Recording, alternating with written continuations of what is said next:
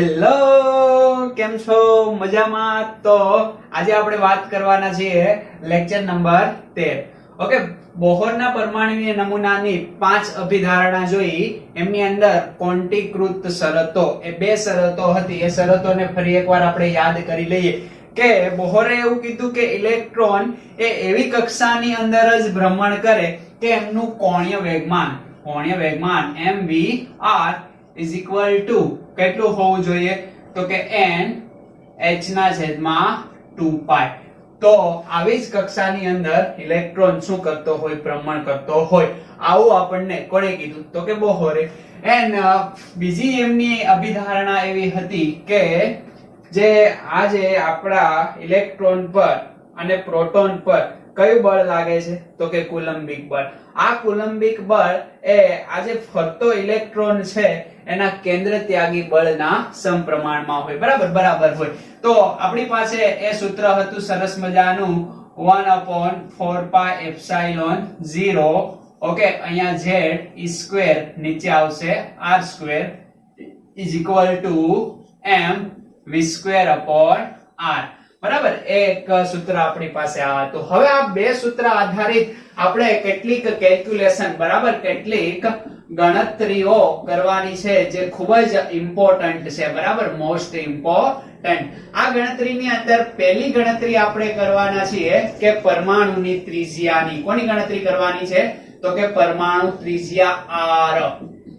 Okay, જેને આપણે મેળવવાની. એક પણ સૂત્ર ગોખી નાખવાના છે નહીં. ઓકે, બુક ની અંદર બેઠા સૂત્ર આપ્યા છે એ યાદ રાખો તો મને કોઈ વાંધો નથી, પણ સારા પ્રશ્ન જો તમારે સોલ્વ કરવા હશે તો આ મેથડ જો તમે શીખી જશો તો તમને કેમેસ્ટ્રી અને ફિઝિક્સ બંનેની અંદર ફાયદો મળશે. આ ઉપરાંત ગુજરાત બોર્ડ, જેડબલઈ, નીટ અને ગુજકેટ આ બધી એક્ઝામ ની અંદર પણ ઘણું બધું તમારો કન્સેપ્ટ અહીંયાથી ક્લિયર થઈ જશે. માત્ર સૂત્ર ગોખી નાખશો તો એ બુકમાં આપ્યા છે તો આપણો લેક્ચર અહીંયા જોવો એ કોઈ મતલબનો રહેશે નહીં. પરંતુ ધ્યાનથી તમારે જોવાનું છે કઈ રીતે સૂત્ર આવે. આ બે સૂત્ર કઈ રીતે આવે એ તો માલુમ છે ને. ઓકે, આને જ આપણે ધ્યાનમાં રાખવાના છે અને ત્રિજ્યાનું સૂત્ર આ સૂત્ર ઉપરથી ઓટોમેટિકલી બની જશે. સમજ પડે છે? ઓકે, કઈ રીતે બની જશે? તો કે ત્રિજ્યા મેળવવાની છે કોના માટે? તો કે ઇલેક્ટ્રોન કે જે કેન્દ્રની આસપાસ ફરે છે. દેખાય છે ને? ઓકે, આ આપણું કેન્દ્ર. ઓકે, આ આપણી કક્ષા. તો આ જે ઇલેક્ટ્રોન છે એ આ કેન્દ્રની આસપાસ ફરે છે તો આમની વચ્ચેનું અંતર બોલે તો આ r અંતર જે આપણે મેળવવાનું છે જે પરમાણુની ત્રિજ્યા થશે. કઈ રીતે મેળવશું? તો કે આ બે સમીકરણ દેખાય છે. યસ, મને દેખાય છે. હવે એમાંથી આ સમીકરણને આપણે ઉઠાવી લઈએ અને આ સમીકરણની અંદર જે v છે ને એ v ની કિંમત અહીંયાથી આપણે સૂત્રનો કરતા v ને બનાવીએ. જો ખાસ ધ્યાનથી જોવાનું છે. બરાબર, તમારે પહેલું સમીકરણ કયું ઉઠાવશું? તો કે 1/4πε0 ઓકે ez² upon r નો વર્ગ. ખ્યાલ આવે છે? યસ. એના બરાબર હું લખું? તો કે કેન્દ્રગામી બળ યાની કે mv² upon r. આ સમીકરણ છે. ઓકે, આ સમીકરણની અંદર આ v જે છે ને એનું આપણે કંઈ કામ છે નહીં. તો v ની કિંમત mvr બરાબર n h ના છેદમાં 2π. આમાં v ને સૂત્રનો કરતા બનાવી દો. ખ્યાલ આવે છે? તો n h નીચે શું જશે? તો કે mr અને આ 2π જેમ છે એમનું m. આ આપણો મેળો વેગ. ખ્યાલ આવે છે? હવે આ જે વેગ મળે છે આ વેગને આપણે ઓકે આ સમીકરણની અંદર ઢોળી દઈએ. ઓકે, તો એ સમીકરણની અંદર ઢોળીએ તો કેવું મળશે? તો કે અહીંયા 1/4πε0. ઓકે, આ e આ z² અને નીચે r². ઓકે, અહીંયા m નો m, ઓકે, અહીંયા r નો r. હવે v ની જગ્યાએ આપણે શું લખશું? આ લખશું. કેટલી ટાઈમ લખશું? 2 વાર લખશું. ઓકે, એટલે આ આખાનો વર્ગ થઈ જશે. અહીંયા આપણે વર્ગ કરશું તો આ આખાનો વર્ગ કરવો પડશે ને. તો n નો વર્ગ n², h નો વર્ગ h². Very good. ઓકે, નીચે આ m છે m નો વર્ગ m², r નો વર્ગ r², 2 નો વર્ગ 4. ઓકે, પાઈ નો વર્ગ π². અન્ડરસ્ટેન્ડ? હવે જેટલું તમને લાગે છે ઉડે છે બધું જ ઉડાડી દો. ઓકે, દાખલા તરીકે શું ઉડે છે? તો કે આ 4 આ 4 કેન્સલ. ઓકે, બીજી પેન અહીંયા હું યુઝ કરું એટલે તમને વધારે મજા આવે ભાઈ. ઓકે 4 કેન્સલ થઈ ગયા યસ આ 1 પાઈ અને આ પાઈ નો વર્ગ ઓકે કેન્સલ થઈ ગયા યસ આ r સ્ક્વેર કેન્સલ થઈ ગયા ઓકે થાય છે ને યસ હવે નીચેનું નીચે ઉપરનું ઉપર જોઈએ તો ઉપર કઈ કેન્સલ થાય અહીંયા જોઈએ આ m અને અહીંયા m નો વર્ગ છે એટલે 1 m કેન્સલ થઈ ગયો ઓકે હવે કઈ કેન્સલ થાય એવું તમને દેખાય છે તો કે હવે મને એવું કઈ દેખાતું છે નહીં તો હવે આપણે આગળ વધીએ ઓકે શું લખશું તો કે અહીંયા આપણું શું વધ્યું તો કે આ z આ e સ્ક્વેર ઓકે અને નીચે એપ્સિલોન 0 પરમિટિબિલિટી કહેવાશે બરાબર એપ્સિલોન 0 આ બાજુ બરાબર નો બરાબર અહીંયા શું વધ્યું તો કે કઈ નહીં 1/r એને ગુણ્યા શું વધ્યું તો કે n સ્ક્વેર s સ્ક્વેર અને નીચે કઈ વધ્યું છે યસ પાઈ અને m એટલી વસ્તુ વધી છે ભાઈ હવે અહીંયા આ જે r છે એ જ આપણે મેળવવાનો છે એને સૂત્રનો કર્તા બનાવી દઈએ બરાબર તો અહીંયા હું 3 નંબરનું સમીકરણ લખું r ને સૂત્રનો કર્તા બનાવી દો શું થશે ભાઈ તો કે r આ બાજુ આવી જશે આ નીચે જશે ઓકે આખું પદ નીચે જશે r ઉપર આવશે આ ક્યાં જશે તો કે ઉપર આવી જશે સમજ પડી જાય ઓકે તો r ને સૂત્રનો કર્તા બનાવી દીધો યસ એપ્સિલોન 0 ઉપર નાખી દીધો એટલે ઉપર શું વધ્યું ભાઈ તો કે સિમ્પલ છે n square h square epsilon 0 okay અને આ આખું નીચે આવી ગયું એટલે પાઈ m z e સ્ક્વેર એટલે પાઈ m e સ્ક્વેર z ખ્યાલ આવી જાય હા આપણી ત્રિજ્યા મળી ગઈ પરમાણુની ઓકે તો આ ગોખવાની ભાઈ કઈ જરૂર છે જ નહીં ઓકે આ તો આવડે છે આપણને અભિધારણા ઉપરથી યાદ રહી ગયા તો આ સિમ્પલ રીતે આ રીતે તમે મેળવી શકો ને શું કરવાનું છે સૂત્ર મૂકવાનું છે v જોતો નથી તો v ને દૂર કરવો છે ક્યાંથી દૂર કરશો તો કે અહીંયાથી આપણને વેગ મળી જશે વેગનું સૂત્ર આમાં ઢોળી દો ને અહીંયાથી તમારો જવાબ મળી ગયો ખ્યાલ આવે કે નો ખ્યાલ આવે તો પરમાણુની ત્રિજ્યા તમને ઓકે कक्षा नंबर यानी कि सेल नंबर आपी दे तमने प्लांट कांस्टेंट मालूम होय परमिबिलिटी નું મૂલ્ય આપી દે પરમિએબિલિટી કહેવાશે પરમિએબિલિટી ઓકે યસ પાઈ ની વેલ્યુ માલુમ હોય તમને m શું હોય તો કે ઇલેક્ટ્રોન નું દર જે આપણને માલુમ હોય બરાબર આ જે e સ્ક્વેર છે એ માલુમ હોય શું તો કે 20 બાર અને આ z એ તમને આપી દે હાઇડ્રોજન માટે તો એક જ આવવાનો છે બરાબર સમજ પડે છે તો તમને પરમાણુની ત્રિજ્યા r બોહરના મોડેલ પ્રમાણે પ્રાપ્ત થઈ જાય પણ તમને એવું નથી લાગતું કે આ થોડુંક કોમ્પ્લિકેટેડ છે બરાબર તો આના માટે એકદમ સિમ્પલ સૂત્ર ઓકે તો અહીંયા હું તમને એવું કહી શકું કે આ ત્રિજ્યા r ની અંદર ઓકે આપણે વાત કરીએ તો આ h સ્ક્વેર આમની વેલ્યુ હર વખતે સરખી આવશે એપ્સિલોન 0 એ પણ કોન્સ્ટન્ટ છે એમની વેલ્યુ પણ સરખી આવશે નીચે વાત કરીએ તો પાઈ ઇલેક્ટ્રોન નું દળ સરખું આવશે બરાબર આ ઉપરાંત વિસ્ભાર ઓકે ઇલેક્ટ્રોન નો વિસ્ભાર જેનો વર્ગ એ પણ સરખું આવશે અલગ ડિફરન્ટ શું આવશે તો કે આ કક્ષા નંબર અને પરમાણુ ક્રમાંક એ ડિફરન્ટ આવી શકે બરાબર તો આ વસ્તુ ઓન્લી ફોર ડિફરન્ટ આવી શકે હવે આની વેલ્યુ ઓકે આ બધાની એક એક વેલ્યુ યાદ રાખવી કરતા એકદમ શોર્ટકટ મેથડ શું છે તો કે 0.53 શું તો કે 0.53 એને ગુણ્યા n2/z એંગસ્ટ્રોમ યાની કે એંગસ્ટ્રોમ માં જ મળશે ને પરમાણુ છે જેમની ત્રિજ્યા બહુ નાની આવશે ખ્યાલ આવે છે ને 10⁻10 તો આ થઈ ગયું આપણું ત્રિજ્યા r તો આ યાદ રહી જાય કે ન રહી જાય આ યાદ રહી કે આ યાદ રહી ઓકે આ હું કામ યાદ રાખવું તો કે નથી જ રાખવાનું આ બંને યાદ છે એના ઉપરથી આને બનાવી લેવાનું ખ્યાલ આવે છે આ યાદ રાખી લેવાનું છે તો r નું શોર્ટકટ ફોર્મ્યુલા શું થઈ ગયું ભાઈ 0.53 ગુણ્યા અહીંયા n સ્ક્વેર અહીંયા z જવાબ શેમાં આવશે એપ્સિલોન 0 માં ઓકે તો આ છે આપણું શોર્ટકટ જેને તમારે ખાસ યાદ રાખવાનું છે અહીંથી સીધા જ જવાબ બની જાય ઓકે ખ્યાલ આવે કે ખ્યાલ ના આવે હવે તમને r સેન્ટીમીટર માં માંગ્યો હોય તો એપ્સિલોન 0 ને સેન્ટીમીટર માં ફેરવી દો ઓકે r તમને મીટર માં માંગ્યો હોય તો એપ્સિલોન 0 ને મીટર ની અંદર ફેરવી દો એ તમે કામ કરી શકશો બરાબર એટલે r માટેનું સૂત્ર આપણું મળી ગયું દેખાય છે ઓકે તો પહેલું પરમાણુની ત્રિજ્યા આપણને મળી ગઈ ખ્યાલ આવી જાય લખી નાખો ઓકે તો આ ઇલેક્ટ્રોન આધારિત જે આપણને પરમાણુ ત્રિજ્યા મળી, બરાબર, એ પરમાણુ ત્રિજ્યા આધારિત આપણે કેટલાક એક્ઝામ્પલ લઈએ. દાખલા તરીકે તમને એમ કીધું હોય કે હાઇડ્રોજન પરમાણુ છે. કયો પરમાણુ છે? તો કે હાઇડ્રોજન પરમાણુ માટે ઓકે n કક્ષા માટે પરમાણ્વીય ત્રિજ્યા ગણો. આવું તમને કીધું હોય તો એકદમ સિમ્પલ રીતે તમે ગણી શકો ને. n કક્ષકની અંદર n બરાબર 1 2 3 અને 4 સુધી આપણે ગણીએ. ખ્યાલ આવે છે? તો n કક્ષક માટે હાઇડ્રોજન પરમાણુની પરમાણ્વીય ત્રિજ્યા આપણને ગણવાની કીધી હોય તો આપણી પાસે સૂત્ર દેખાય છે તમને. સિમ્પલ સૂત્ર છે. શું સૂત્ર છે? તો કે પરમાણ્વીય ત્રિજ્યા દાખલા તરીકે પહેલી કક્ષા માટે આપણે ગણીએ તો 0.53. ઓકે, અહીંયા n યાની કે 1 નો વર્ગ આવશે. z હાઇડ્રોજન માટે તો 1 જ આવશે પરમાણુ ક્રમાંક, એટલે એંગસ્ટ્રોમ ની અંદર જવાબ આવી જાય. તો આખું 1 થઈ જાય. કેટલો? તો કે 0.53 એંગસ્ટ્રોમ. હવે તમને એવું કીધું હોય કે n બરાબર 2 છે, બરાબર, તો 0.53.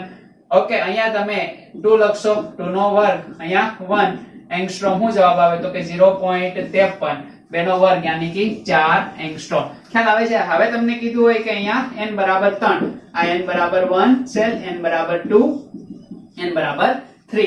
તો આ 0.53 એને ગુણ્યા શું કરશો તમે?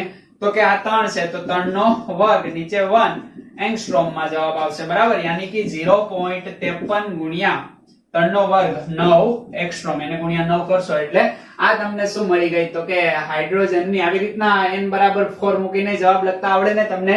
ઓકે, આકૃતિ દોરી દઉં. આ પરમાણુનું કેન્દ્ર, આ પહેલી કક્ષક, આ બીજી કક્ષક અને આ આપણી ત્રીજી કક્ષક, બરાબર. તો આ પહેલી કક્ષકની ત્રિજ્યા કેટલી થઈ? તો કે 0.53 એંગસ્ટ્રોમ. ઓકે, આ બીજી કક્ષકની ત્રિજ્યા કેટલી થઈ? 0.53 ગુણ્યા 4, એના કરતા 4 ગણી, બરાબર. આની ત્રિજ્યા કેટલી થઈ? તો કે એના કરતા 9 ગણી. ખ્યાલ આવી જાય કે નો ખ્યાલ આવી જાય?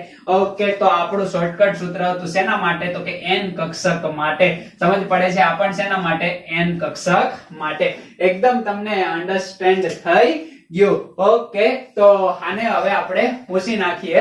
હવે આપણે વાત કરવાની છે કોની? તો કે વેગની, બરાબર. આ ઇલેક્ટ્રોન એ પરમાણુ કક્ષાની અંદર આસપાસ સરસ મજાનો ફરતો હશે, એમનો વેગ કેટલો હોય એ પહેલા એક પ્રશ્ન તમને ચાલો આપી દઉં, બરાબર. સરસ મજાનો પ્રશ્ન છે, એ પ્રશ્નને તમારે સોલ્વ કરવાનો છે. પ્રશ્ન કંઈક એવો છે કે ક્વેશ્ચન નીચેનામાંથી, ઓકે, નીચેનામાંથી કોની પરમાણ્વીય ત્રિજ્યા એ હાઇડ્રોજન પરમાણુ ની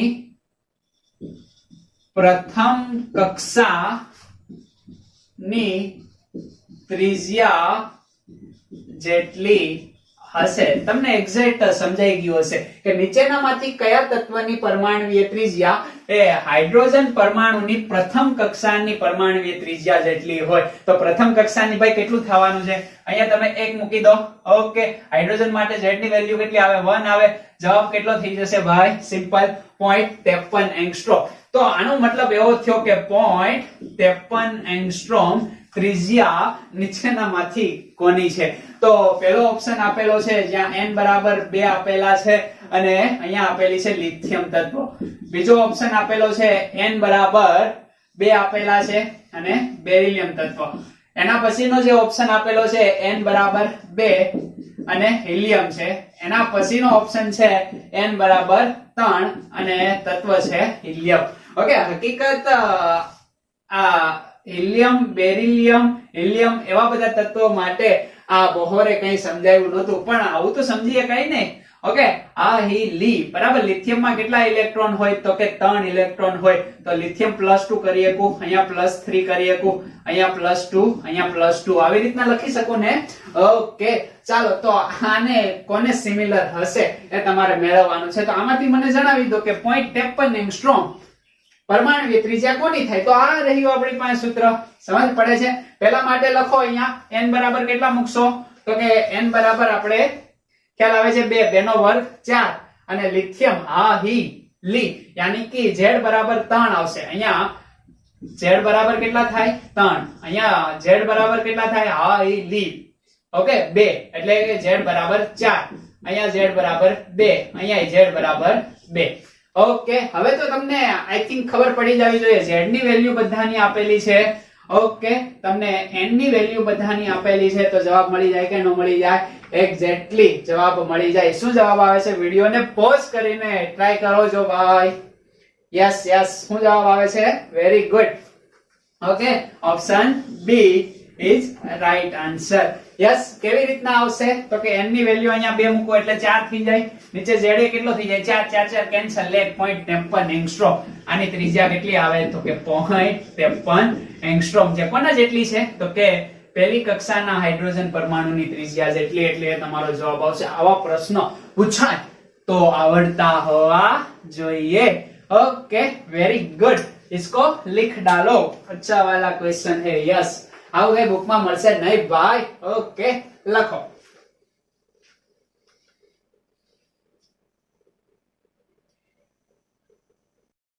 તો હવે આપણે જોઈએ છીએ વેગ જોઈએ છે બરાબર. પહેલી ત્રિજ્યા મેળવી, એના પછી 2 નંબર ઉપર આપણે ગણતરી કરવાની છે આ ઇલેક્ટ્રોનના વેગની.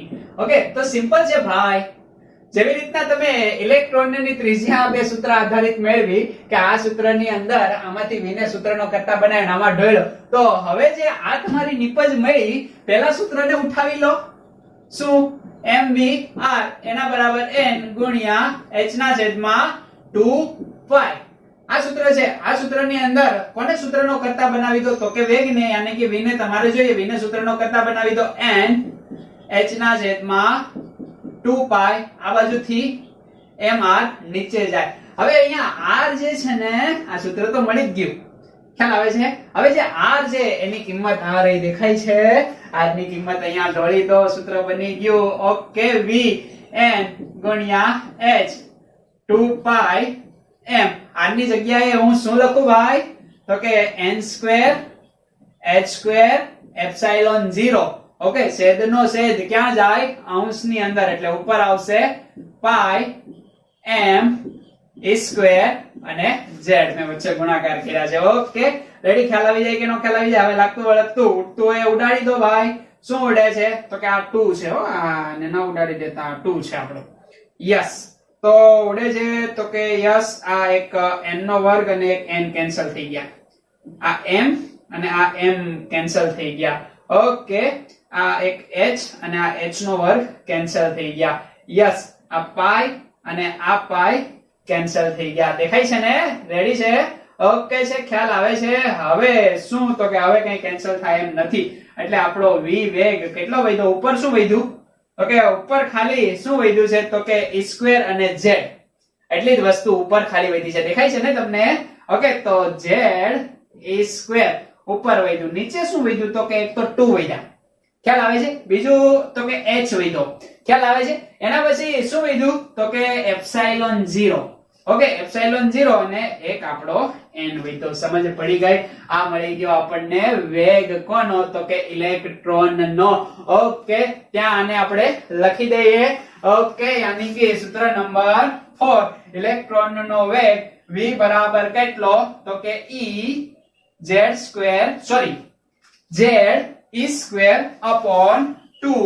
નીચે શું આવશે? તો કે પ્લાન્ક કોન્સ્ટન્ટ. ઓકે e0 અને આ આપણો n. સમજ પડી ગઈ? હવે આ વેગનું સૂત્ર આપણને મળી ગયું. અને યાદ રાખશો તો કે નહીં, આપણી પાસે શોર્ટકટ છે. શું? તો કે આ બધાની અંદર કોમન કેટલી વસ્તુ હોય ભાઈ? તો કે એટલી વસ્તુ આપણી શું હોય? કોમન હોય. ખ્યાલ આવે છે ને? આની આપણે કિંમત અને વેગનો SI એકમ માલુમ છે, મીટર પ્રતિ સેકન્ડ હશે. તો આ બધાની જ આપણે કિંમત મૂકી દઈએ SI એકમની અંદર, તો આપણો જવાબ આવશે કેટલો? 2.18. ઓકે યાની કે 2.18 ગુણ્યા 10⁶ ઉપર આવશે z, નીચે આવશે n. ओके मीटर प्रति सेकंड ए रहा हमारा शॉर्टकट. इधर लिखूं शॉर्टकट लिखूं? यस तो v बराबर शू लखूं? तो के 2.18 गुणिया 10⁶ ઉપર z, નીચે n મીટર પર સેકન્ડ. આ થઈ ગયો આપણો શોર્ટકટ. ઓકે, વેગ તમને મળી ગયો, r ત્રિજ્યા મળી ગઈ. હવે આ સૂત્ર કઈ રીતે એવું હું તમને ગોખવાનું નથી કહેતો, કઈ રીતે એવું એ તમારે, તમને એવું છે કે આ શોર્ટકટ છે તો આ કામ તો કે કોઈ વાર એવા એક્ઝામ્પલ પૂછાઈ જાય જ્યાં તમને ઇલેક્ટ્રોનનું વીજભાર છે એવું કે ઇલેક્ટ્રોનનો વીજભાર એ ઓરિજિનલ નહીં પણ બમણો છે, એના માટે તમે વેગ મેળવો. ઇલેક્ટ્રોનનો વીજભાર 3 ગણો છે, એના માટે તમે વેગ મેળવો. બરાબર, તો અહીંયા આ સૂત્ર તમને યાદ હોવું એ જરૂરી છે. તો આ બધાની કિંમત તમને આપશે અને સૂત્ર ઉપર કિંમત મૂકશો ત્યારે મેળ આવશે. અહીંયા તમારું ટાઈક ટાઈક ફિક્સ થઈ જશે. ઓકે, એટલે આને પણ તમે ધ્યાનમાં લેજો. તો હા, આપણો મળી ગયો શું, તો કે વેગ. ખ્યાલ આવે કે ન ખ્યાલ આવે, સમજ પડશે. લખી નાખો જો વેગ એકદમ ઝડપથી. યસ, લખી નાખ્યું, વેરી ગુડ. હવે આપણે વાત કરીએ ઉર્જાની, અને પહેલા તો પૂછવું પડશે ને.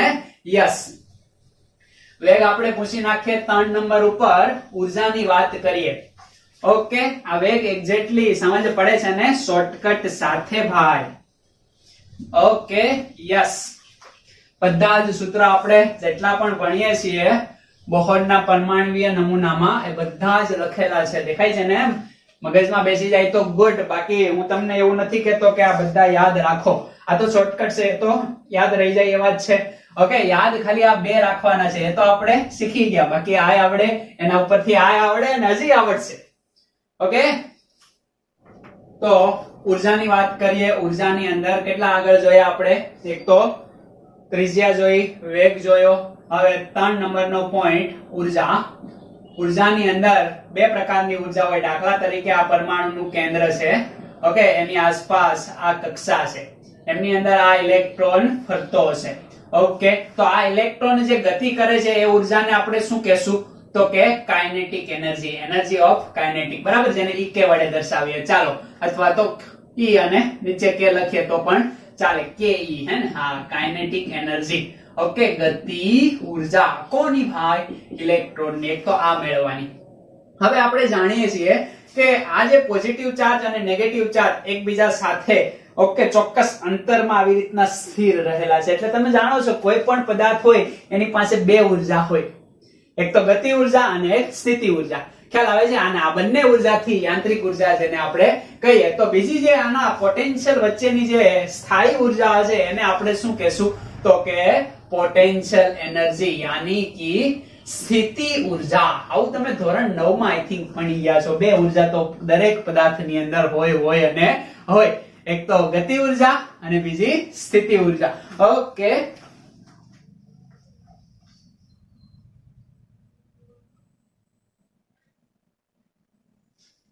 યસ, ફોકસ કરી દીધું છે. બરાબર, આપણે નગર આમ તેમ થાય રાખે.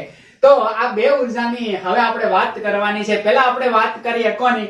ગતિ ઉર્જાની. ઇલેક્ટ્રોનની ગતિ ઉર્જાની વાત કરીએ તો ભાઈ તમે બધા જ જાણો છો, ઓકે, કાઇનેટિક એનર્જી બરાબર શું થાય? 1/2 mv². અન્ડરસ્ટેન્ડ? યસ, અહીંયા m એ કોનું દળ છે? તો કે ઇલેક્ટ્રોનનું દળ. હવે અહીંયા v આવ્યો તો v ની વેલ્યુ આ રહી ભાઈ, આને અહીંયા ઢોળી દો એટલે તમારી કાઇનેટિક એનર્જી મળી જાય E કે બરાબર 1/2 me. ઓકે, આમનો સ્ક્વેર કરવાનો છે ને. ઓકે, તો અહીંયા શું થશે, તો કે z નો સ્ક્વેર. Okay, good. હવે e ની 2 ઘાત છે તો e ની અહીંયા 4 ઘાત થઈ જાય. Okay, good. નીચે 2 છે તો કેટલા થઈ જાય, તો કે 2 નો વર્ગ એટલે 4. પ્લાન્ટ કોન્સ્ટન્ટ નો વર્ગ થઈ જાય, એપ્સિલોન 0 નો વર્ગ થઈ જાય અને n નો પણ શું થઈ જાય? વર્ગ થઈ જાય. અન્ડરસ્ટેન્ડ? ખ્યાલ આવે કે ન ખ્યાલ આવે? હવે આને થોડું વ્યવસ્થિત લખી દઈએ એટલે આપણી મળી જાય કાઇનેટિક એનર્જી. ઓકે, મજા આવે છે ને? યસ. તો આ m e આ z² ઉપર ઓકે e ની 4 ઘાત, નીચે 2 ગુણ્યા 8, સોરી 2 ગુણ્યા 4 એટલે 8. યસ યસ, 2 ગુણ્યા 4 એટલે 8. અહીંયા h² એપ્સિલોન 0² અને n². વાવ, નાઈસ. બરાબર, આ આપણી મળી ગઈ શું ભાઈ? ગતિ ઉર્જા. ખાસ ધ્યાનમાં લેજો, ગતિ ઉર્જા. સમજ પડે છે ને? આની અંદર કોમન કઈ કઈ વસ્તુ હશે, તો કે આ વસ્તુ એક તો કોમન હશે. 8 કોમન હોય ભાઈ. યસ, આ બધી વસ્તુ શું હશે? કોમન હશે. ઓકે, આ કોમન હશે. યસ, એટલી વસ્તુ કોમન હશે. સમજ પડે છે? કોમન કયું નહીં હોય? એક તો આ નહીં હોય અને એક n નહીં હોય. સમજ પડે છે? તો આની બધાની કિંમત આપણને માલુમ હોય, બધાની કિંમત આપણે ઢોળી દઈએ એટલે આપણો જે જવાબ આવે છે એ જવાબ કેટલો આવે છે તો કે 13.6. ઓકે 13.6. ઓકે અને વધ્યું શું ભાઈ તો કે ઉપર વધ્યો z2 નીચે વધ્યો n2. હવે સ્ક્વેર થઈ ગયા. ખ્યાલ આવે છે ને? સમજ પડે? આવી રીતના તમે થોડુંક લિંક બેસાડીને યાદ રાખી શકો. ઓકે અહીંયા એકનો હતો, અહીંયા બેયના કાઢી નાખ્યા અને અહીંયા બધા બેયના લગાવી દીધા. સમજ પડે છે? ઓકે કાઢ્યો એટલે ઊંધું કર્યું, દેખાય? અને અહીંયા ઓકે જેમ છે એમ બંનેના સ્ક્વેર લગાડી દીધા. આ વેલ્યુ તો યાદ રહી જાય ને? ઓકે ઇલેક્ટ્રોન વોલ્ટ આપણને ઇલેક્ટ્રોન વોલ્ટમાં મળે. જૂલમાં કન્વર્ટ કરતા શીખવાડ્યું છે, આવડે છે? Okay good. તો આનું શોર્ટકટ થઈ ગયું ને આ ગતિ ઉર્જાનું સમીકરણ થઈ ગયું. અહીંયા એમને લખી દઉં. ઓકે લખાવો જો 5 નંબરનું સૂત્ર. ભાઈ પેન ચેન્જ કરું. યસ 5 નંબરનું સૂત્ર આપણું શું કહે છે તો કે સિમ્પલ સૂત્ર છે કે m. ઓકે m યાની કે ઇલેક્ટ્રોનનું દળ. અહીંયા વ્યવસ્થિત થોડું લખું. યસ ઓકે ગતિ ઉર્જા kinetic energy is equal to m ની 4 ઘાત. બરાબર m ની 4 ઘાત. અહીંયા z2 એની નીચે લખું છું 8 એપ્સિલોન 0 નો વર્ગ. ઓકે h નો વર્ગ અને n નો વર્ગ. ખ્યાલ આવે છે? આ મળી ગયું ગતિ ઉર્જાનું સમીકરણ જેનું શોર્ટકટ ફોર્મ્યુલા ક્યાં હોતા હૈ તો કે E ઓકે કાઇનેટિક એનર્જી બરાબર 13.6 એને ગુણ્યા z2 નીચે n2 ઇલેક્ટ્રોન વોલ્ટ. આ રહ્યું એમનું શોર્ટકટ. ઓકે એટલી વસ્તુ ખબર પડી ગઈ. યસ તો તમને કહે કે આ ઇલેક્ટ્રોનની ગતિ ઉર્જા મેળવી દો. ઓકે હાઇડ્રોજન માટે ગતિ ઉર્જા મેળવો તો સમજ પડી જાય. હાઇડ્રોજન માટે z ની વેલ્યુ 1 આવે.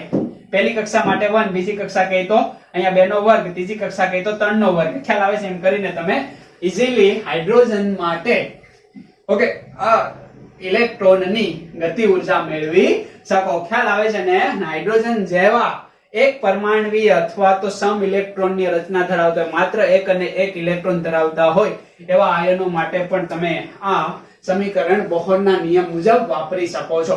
ઓકે સમજ પડી ગઈ? આ વાત થઈ ગતિ ઉર્જાની.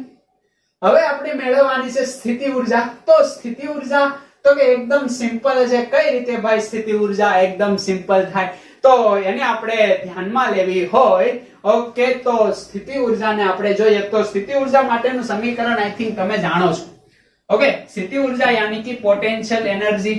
શું થશે સમીકરણ? ઓકે k ની વેલ્યુ શું થાય તો કે 1/4 એપ્સિલોન 0. અહીંયા q1 અહીંયા q2 અને r બંને વચ્ચેનું અંતર r બરાબર k q1 q2 r. બરાબર આ સ્થિતિ ઉર્જાનું સમીકરણ છે. આ k ની વેલ્યુ શું થાય તો કે 1/4 એપ્સિલોન 0. હવે આમની અંદર q1 એ ઇલેક્ટ્રોનનો વીજભાર છે e હોય. ઓકે અને q2 એ પ્રોટોનનો વીજભાર છે. પ્રોટોનનો વીજભાર કેટલો હોય ભાઈ તો કે ze. ખ્યાલ આવે છે ને? ઓકે હવે ઇલેક્ટ્રોનનો વીજભાર જે e આવશે માઈનસ આવશે અને પ્રોટોનનો વીજભાર કેવો આવશે પ્લસ. બસ આ સમીકરણની અંદર એની કિંમત લખવાની છે. હું તો કે 1/4 એપ્સિલોન 0. ઓકે q1 એટલે શું આવશે તો કે આગળ માઈનસ આવી જાય ભાઈ, ખાસ યાદ રાખજો. ઓકે આ માઈનસ ક્યાંથી આવ્યા તો કે ઇલેક્ટ્રોનનો વીજભાર નેગેટિવ હશે એટલે e અને આ z તો ખબર છે z અને બીજો e એટલે e². ખ્યાલ આવે? અને નીચે શું આવશે ભાઈ r આવશે. ઓકે આ માલુમ પડી જાય કે આ માલુમ ના પડે તો કે એક્ઝેક્ટલી આ તમને માલુમ પડી જાય.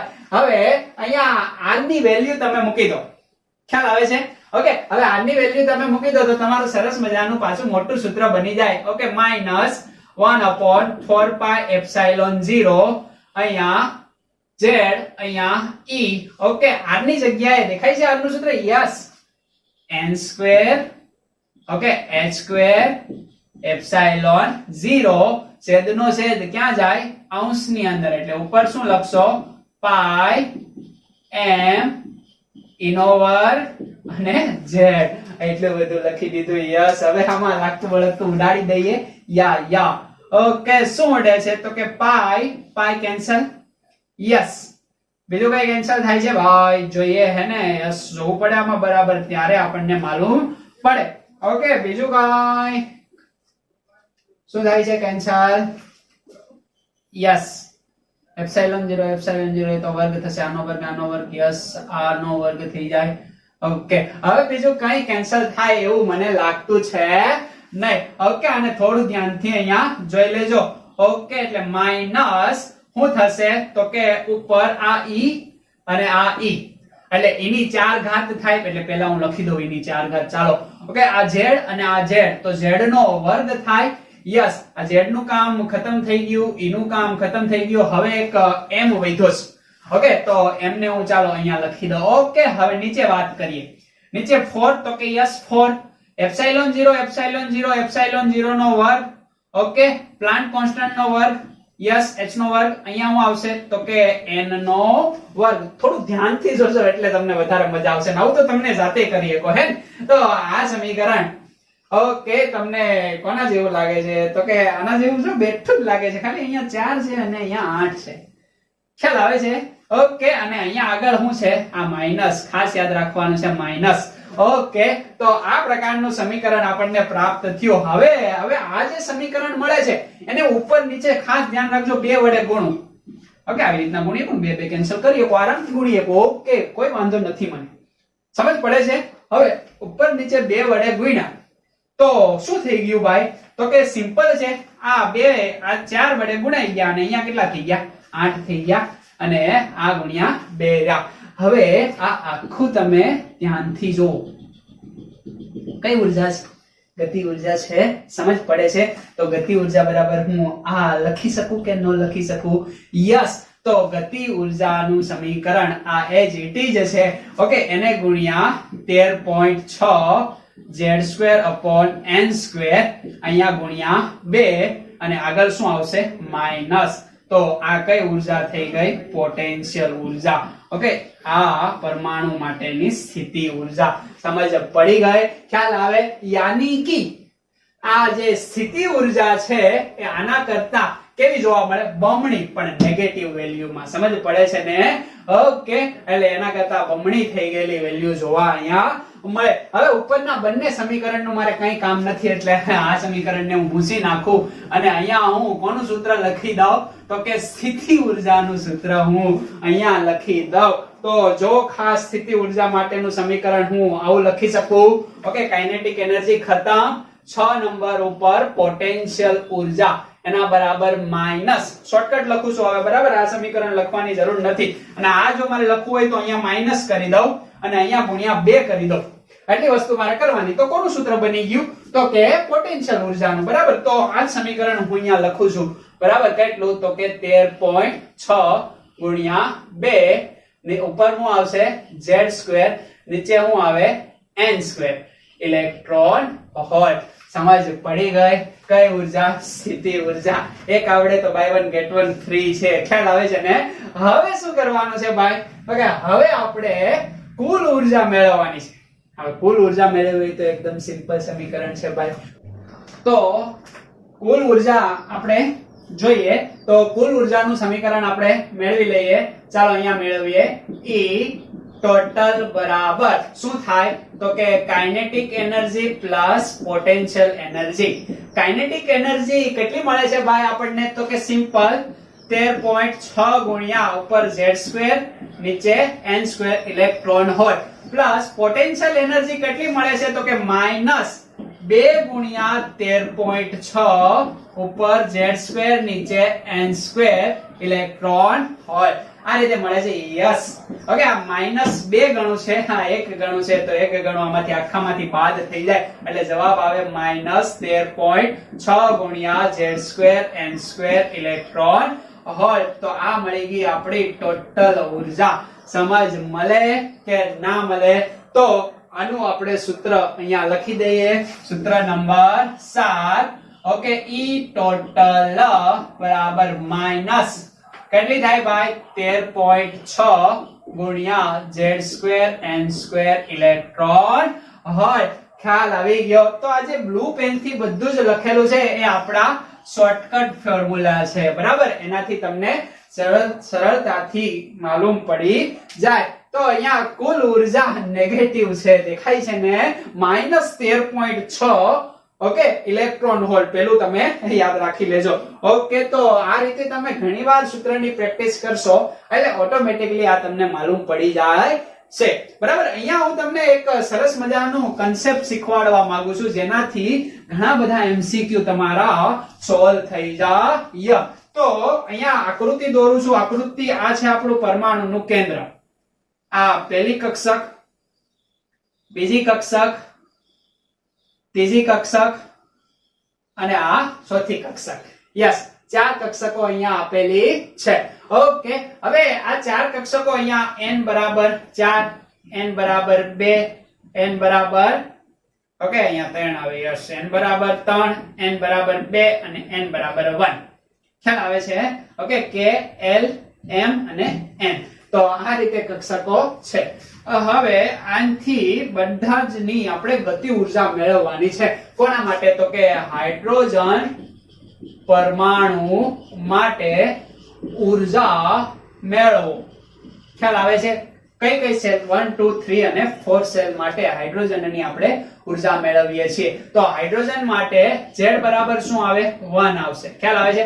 ઓકે, n બરાબર 1, 2, 3 અને 4 સાથે આપણે ટ્રાય કરીએ. તો આપણી પાસે સમીકરણ છે 7 નંબરનું સમીકરણ ઉઠાવો અને પહેલું તો કે ઉર્જા પહેલી કક્ષા માટે આપણે મેળવીએ તો -13.6 એકનો વર્ગ નીચે એકનો વર્ગ ઇલેક્ટ્રોન વોલ્ટ. જવાબ આવે -13.6 ઇલેક્ટ્રોન વોલ્ટ. એટલે E1 આપણને માલુમ પડી ગયો. કેટલો છે ભાઈ E1? તો કે 13.6. ખ્યાલ આવે છે તમને? હવે કેવો? તો કે માઈનસ, યાદ રાખજો ખાસ. એના પછી E2 આપણે મેળવીએ. ઓકે, E2 13.6 ગુણ્યા ઓકે ઉપર તો શું આવશે? તો કે 1 નો વર્ગ, નીચે શું આવશે ભાઈ? 2 નો વર્ગ યાની કે 4. તો 13.6 ને આપણે 4 વડે ભાગીએ એટલે આપણો જવાબ આવશે 3.4. Okay, 3.4 -3.4 electron volt. આ મળી ગયો આપણો E2. ઓકે, કેટલો મળ્યો E2 ભાઈ? -3.4 ઇલેક્ટ્રોન વોલ્ટ. ઓકે, એના પછી આપણે E3 મેળવીએ. કઈ રીતે મેળવશું? તો કે -13.6 અહીંયા 1 નો વર્ગ, નીચે શું આવશે? 3, તો અહીંયા 9 આવશે. આને 9 વડે ભાગી દઈએ એટલે જવાબ આપણો આવશે કેટલો ભાઈ? તો કે 1.51 ઇલેક્ટ્રોન વોલ્ટ. E3 મળી ગયો. આ તમને પણ યાદ રહી જશે, યાદ રહી જ જવું જોઈએ. ખ્યાલ આવે છે? કોમ્પિટિટિવ એક્ઝામ માટે. ઓકે, એના પછી આપણે વાત કરીએ E4 માટે -13.6 અહીંયા 1 નો વર્ગ, n ની વેલ્યુ આપણે 4 મૂકશું તો 4 નો વર્ગ 16 થશે. આને આપણે ભાગી દઈએ એટલે પોઈન્ટમાં જવાબ આવશે કેટલો? તો કે E4 બરાબર -0.85 ઇલેક્ટ્રોન વોલ્ટ. ઓકે, તો આ કેટલો આવ્યો તો? -1.51. આ કેટલો આવી ગયો ભાઈ? તો કે -0.85. ખ્યાલ આવે કે ખ્યાલ ના આવે? ઓકે, તો આ બધી ઉર્જા આપેલી છે. હવે આ કેન્દ્રથી જેમ તમે દૂર તરફ જતા જાઓ એમ ઉર્જા શું થાય છે? તો કે ઉર્જા વધે છે, ઘણા ઘટે છે. દેખાય અહીંયા 13 છે ને અહીંયા કેટલી છે? માઈનસ છે. ખ્યાલ આવે છે ને? તો -85 -13 કરતા મોટી કહેવાય ને? તો ઓકે, વધે છે. આવું બોહરે આપણને હાઇડ્રોજન માટે સમજાવી દીધું. દેખાય છે? હાઇડ્રોજન માટેની વાત ચાલે છે. ઓકે, હવે તમારે આ પહેલી કક્ષાની અંદર ઇલેક્ટ્રોન ભ્રમણ કરતો હોય અને તમારે મુક્ત કરવો હોય, યાની કે અનંત અંતરે મોકલવો હોય, આયોનાઇઝ કરવું હોય. ઓકે, આ હાઇડ્રોજન છે, હાઇડ્રોજન માંથી ઇલેક્ટ્રોન મુક્ત કરવો હોય તો હાઇડ્રોજન નું આયનીકરણમાં રૂપાંતર, આયનમાં રૂપાંતરણ થઈ ગયું ને એક ઇલેક્ટ્રોન મુક્ત થઈ ગયો ને, તો કેટલી ઉર્જા આપવી પડે? તો કે અહીંયા -13.6 તો છે જ. હવે તમે +13.6 ઉર્જા આપશો તો ઇલેક્ટ્રોન અહીંથી મુક્ત થશે અને એનું આયનમાં ઓકે રૂપાંતરણ થાય, એટલે કે આયનીકરણ થાય. તો આયનીકરણ ઉર્જા પણ તમે એને કહી શકો. ખ્યાલ આવે છે કે હાઇડ્રોજનને અનંત લઈ જવો હોય તો કેટલી ઉર્જા આપવી પડે? તો કે અહીંયાથી એને છોડાવવો પડે. તો અહીંથી એને ઉર્જા આપશો એટલે ઉપર તરફ જશે. સમજ પડે છે? ઓકે, તો આને વધારે ઉર્જા આપવી પડે એટલે એનું આકર્ષણ કેન્દ્રથી વધારે છે. ઓકે, આને ઓછું આપવી પડે. દેખાય છે? બીજી કક્ષામાંથી કેટલે આપણે એને છોડાવવા માટે -3.4 તો +3.4, અહીંયા 1.51, અહીંયા 0.85. તો જેમ જેમ તમે દૂર જતા જાઓ ઇલેક્ટ્રોનનું કેન્દ્રથી આકર્ષણ, ઓકે, જેમ જેમ દૂર આવતા જાઓ એમ ઇલેક્ટ્રોનનું કેન્દ્રથી આકર્ષણ શું થાય ભાઈ? ઘટે. કોના કારણે? તો કે એમની ઉર્જા વધતી જાય છે. દેખાય છે ને? એટલે ઉર્જા વધતી જાય એટલે કેન્દ્ર તરફ જશે નહીં, એનાથી દૂર તરફ ભાગતો જશે. આવું તમે સમજી શકો. સમજ પડે છે? ઓકે. હવે આ બંને વચ્ચેના તફાવતની વાત કોણે કરી? તો કે બોહરે કરી. તફાવત તો તમે કોઈ પણ જગ્યાએ લઈ શકો ને. તો બોહરે એવું કીધું કે આ જે કક્ષા છે એમની અંદર ઇલેક્ટ્રોન જ્યારે ગતિ કરતો હોય ત્યારે પોતાની મૂળ અવસ્થા અથવા તો મૂળ કક્ષા જેને આપણે કહીએ છીએ, ખ્યાલ આવે છે ને? તો એ જ્યાં સુધી એ કક્ષાની અંદર ગતિ કરતો હોય ત્યાં સુધી એ ઓકે ઉર્જા મેળવતોય નથી અને ગુમાવતોય નથી. પણ હવે જો તમે એને ઉર્જા આપો અને એ ઉપરની કક્ષામાં આવે યાની કે ઉત્તેજિત થાય અને નીચેની કક્ષામાં આવે એનો મતલબ એ ઉર્જા મુક્ત કરે. ઉપરની કક્ષામાં આપણે આ ઇલેક્ટ્રોનને મોકલવો હોય તો શું કરવું પડે? ઉર્જા આપવી પડે. એટલે કે ઉર્જાનું એ શું કરે? અવશોષણ કરે. અને નીચેની કક્ષામાં ઇલેક્ટ્રોનને મોકલવો હોય તો એ ઉર્જા ઇલેક્ટ્રોન આપણને આપશે. ખ્યાલ આવે છે ને? હવે આ -1.51 ને અહીંયા જવું હોય તો ઇલેક્ટ્રોન આપણને ઉર્જા આપે ને. ઓકે. તો એના માટે બોહરે આપણને સમજાવ્યું. શું સમજાવ્યું? ઓકે.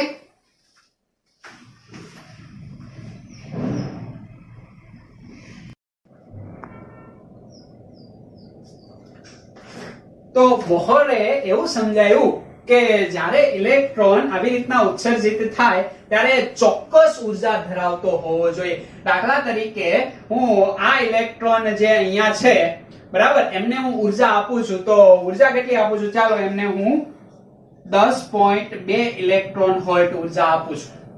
તો આને હું 10.2 ઇલેક્ટ્રોન વોલ્ટ ઉર્જા આપું તો હવે ઓકે પહેલાને આપી દઉં. ચાલો મારે આ પહેલા ઇલેક્ટ્રોનને પહેલી કક્ષકમાંના ઇલેક્ટ્રોનને હું 10.2 વોલ્ટ ઉર્જા આપું છું. ખ્યાલ આવે છે? હવે એ કેટલી ઉર્જા ધરાવે છે? તો કે -13.6. એટલે -13.6 તો ધરાવે છે ને એટલી હું પ્લસ કરું છું તો હવે ઉર્જા કેટલી વધશે આ ઇલેક્ટ્રોન પાસે? તો કે -3.4 ઇલેક્ટ્રોન વોલ્ટ. ખ્યાલ આવે છે? હવે આ જે -3.4 ઇલેક્ટ્રોન વોલ્ટ ઉર્જા વધી એટલી ઉર્જા મેં આપી તો ઇલેક્ટ્રોનને ઉર્જા આપો એટલે કઈ કક્ષકમાં આવશે? તો કે ઉપરની કક્ષકમાં આવશે. યાની કે આ 2 નંબરની કક્ષક ઉપર આટા મારતો થઈ જશે ને ઇલેક્ટ્રોન. અને 2 નંબરની કક્ષાની ઉર્જા કેટલી છે? -3.4. હવે આ જે 13.6 ઇલેક્ટ્રોન વોલ્ટ ઉર્જા ધરાવે છે એને હું ચાલો 10 વોલ્ટ ઉર્જા આપું તો મારો જે જવાબ આવશે એ જવાબ કેટલો આવશે? તો કે 3.6 ઇલેક્ટ્રોન વોલ્ટ. તો 3.6 ઇલેક્ટ્રોન વોલ્ટની એક કક્ષા દેખાય છે તમને? તો કે નહીં. તો આ ઉર્જાનું ઇલેક્ટ્રોન શોષણ કરશે નહીં, યાની કે એને જે ઉર્જા જોઈએ એનું જ એ શોષણ કરશે. ઓકે. તો આવું બોહરે સમજાવી દીધું કે આ કક્ષક સિવાય ઇલેક્ટ્રોન બીજે ક્યાંય આટા મારતો નથી. એ ઉથલફોડ સમજાવી શક્યા નહીં. તમે એક્ઝેક્ટલી આને સમજ્યા. આ પહેલા ઇલેક્ટ્રોનને હું 10.2 વોલ્ટ ઉર્જા આપું તો મને બીજી કક્ષકમાં જતો જોવા મળે છે, પણ ખાલી 10 વોલ્ટ ઉર્જા આપું તો એ એક પણ પ્રકારની કક્ષામાં એ ઉત્સર્જિત થતો નથી, ઉર્જાનું શોષણ પણ એ કરતો નથી. એટલે તેનો તેજ પોતાની માન્ય કક્ષાની અંદર ગતિ કરતો રહેશે. સમજ પડે છે? ઓકે. તો અહીંયા એ પ્રકારનો જ તફાવત હોવો જોઈએ કે જે આ મૂલ્ય લખેલા છે. કોના માટે? હાઇડ્રોજન માટે. આવું તમે અન્ય માટે લઈ શકો જેમની પાસે એક જ ઇલેક્ટ્રોન હોય એના માટે. પણ બોહરે માત્ર કોના માટે માહિતી આપી? હાઇડ્રોજન માટે માહિતી આપી. ખ્યાલ આવે છે? આ એવી જ ઉર્જાનું શોષણ કે ઉત્સર્જન કરે કે જે આ કક્ષકમાં આવતું હોય, બાકી કોઈ ઉર્જાનું શોષણ કે ઉત્સર્જન કરતો નથી. એટલે માત્ર આ માન્ય કક્ષાઓની અંદર જ ઇલેક્ટ્રોન ગતિ કરે. ઓકે. આ પહેલા ઇલેક્ટ્રોનને બીજી કક્ષામાં જવું હોય તો 10.2 ઇલેક્ટ્રોન વોલ્ટ ઉર્જા આપવી પડે.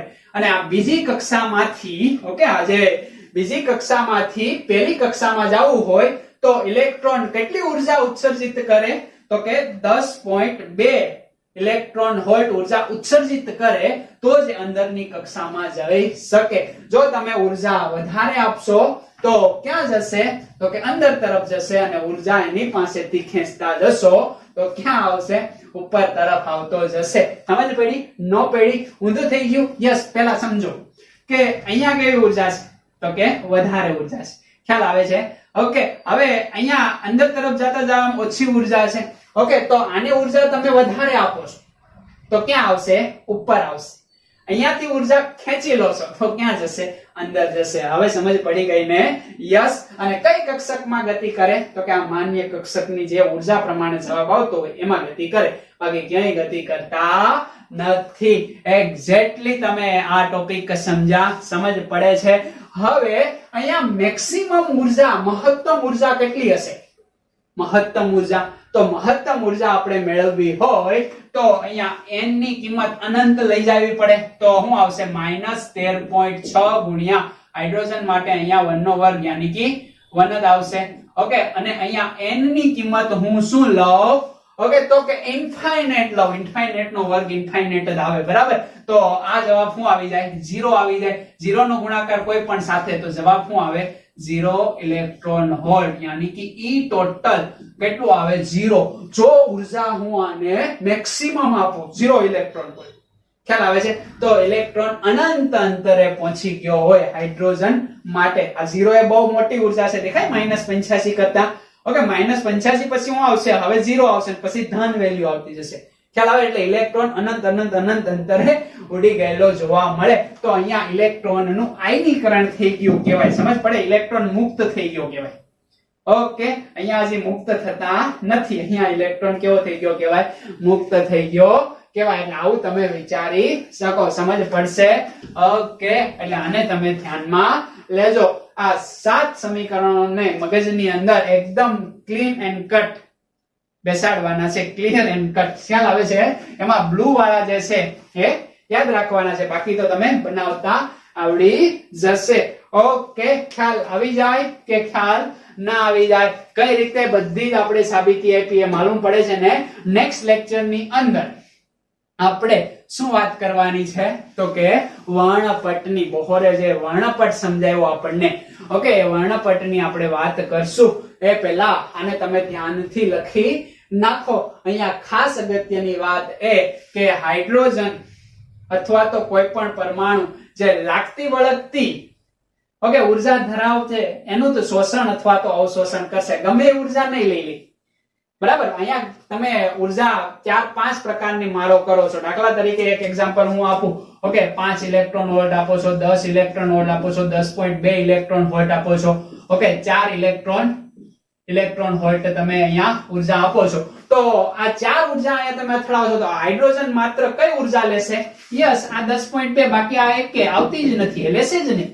ઓકે, એનું ઉત્સર્જન કરશે નહીં. એટલે બધી જ ઉર્જા તમને પાછી રિટર્ન મળશે, પણ આ મળશે નહીં. એટલે આ ગાયબ થઈ જશે. બસ આવો જ કન્સેપ્ટ સાથે નેક્સ્ટ લેક્ચર આપણો રહેશે. આ લેક્ચર ની અંદર તમને બહુ બધી મજા આવી હશે. જો આ દાખલા ઓકે યાની કે આ સમીકરણ આવડતા હશે તો દાખલા બધા જ તમને આવડી જશે. ઓકે, સારું. હવે આપણે મળશું નેક્સ્ટ લેક્ચર ની અંદર.